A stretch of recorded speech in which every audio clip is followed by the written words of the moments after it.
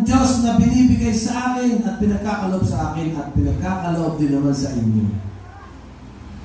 Kaya na hindi na si pastor ang tawagin, hindi na si sister ang tawagin. Si Lord Jesus ang tinatawag kapag kami ipapapanalangin ka, palalayasin mo sa mga espiritu, palalayasin sakit karamdaman, pati kahirapan, pinapalayas.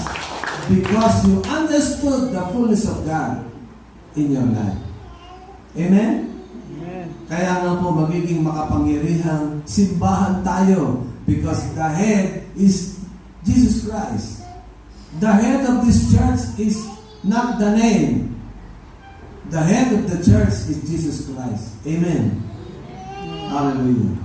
That you may know the love, the depth, and the height, and the length, the love of Christ which surpasses understanding, that you may be filled up all the fullness of God.